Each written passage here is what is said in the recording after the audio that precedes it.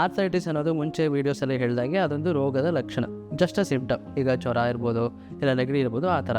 ಅದು ಬೇರೆ ಸುಮಾರು ಹಲವಾರು ಕಾರಣಗಳಿಂದ ಇರ್ಬೋದು. ಇಲ್ಲ ಒಂದು ಸಂಧಿವಾದ ರುಮಟೈಡ್ ಆರ್ಥರೈಟಿಸ್ ಇರ್ಬೋದು, ಇಲ್ಲ ಪಾಡಲ್ ಆರ್ಥರೈಟಿಸ್ ಇರ್ಬೋದು, ಇಲ್ಲ ಕನೆಕ್ಟಿವ್ ಟಿಶ್ಯೂ ಡಿಸೀಸ್ SLE, ಸ್ಕ್ಲೆರೋಡರ್ಮಾ ಆ ಥರದ್ದು ಕೂಡ ಇರ್ಬೋದು.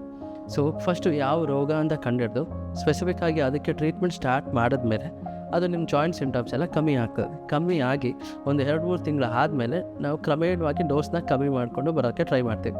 ಯೂಶಲಿ ನಮ್ಮ ಉದ್ದೇಶ ಕೂಡ ಮಾತ್ರೆಗಳನ್ನ ಆದಷ್ಟು ಕಮ್ಮಿ ಮಾಡಿ ನಿಲ್ಸೋಕ್ಕಾಗ್ತದ ಅಂತ ಕೂಡ ಪ್ರಯತ್ನ ಮಾಡ್ತೀವಿ. ಬಟ್ ಒಬ್ಬೊಬ್ಬರಲ್ಲಿ ಮಾತ್ರೆಗಳನ್ನ ನಿಲ್ಸೋಕ್ಕೆ ಕಷ್ಟ ಆಗ್ಬೋದು. ಆ ಪೇಷಂಟ್ಸ್ಗೆ ಸ್ವಲ್ಪ ದಿನದ ಮಟ್ಟಿಗೆ ಮಾತ್ರೆಗಳನ್ನ ತೊಗೊಳಕ್ಕೆ ಹೇಳ್ತೀವಿ.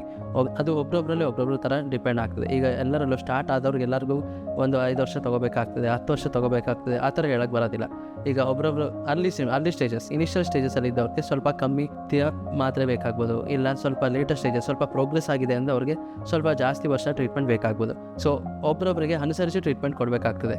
ಸೊ ಟ್ರೀಟ್ಮೆಂಟ್ ಸ್ಟಾರ್ಟ್ ಮಾಡಿದ್ರೆ ನಿಲ್ಲಿಸ್ಬೋದಾ? ಹೌದು. ಬಟ್ ಆ ಡಿಸಿಷನ್ ಪೇಷಂಟ್ ತೊಗೋಬೋದಾ? ಇಲ್ಲ, ತಪ್ಪಾಗ್ತದೆ. ಅದನ್ನ ಡಾಕ್ಟ್ರ್ ಜೊತೆ ಡಿಸ್ಕಸ್ ಮಾಡಿ ಡಾಕ್ಟ್ರು ಹೇಳ್ದಂಗೆ ಎಷ್ಟು ತಿಂಗಳಾದಮೇಲೆ ಇಲ್ಲ ಎಷ್ಟು ವರ್ಷ ಆದಮೇಲೆ ಡೋಸ್ನ ಕಮ್ಮಿ ಮಾಡಿಕೊಂಡು ನಿಲ್ಲಿಸೋಕ್ಕಾಗುತ್ತಾ ಅಂತ ಪ್ರಯತ್ನ ಮಾಡಬೇಕು.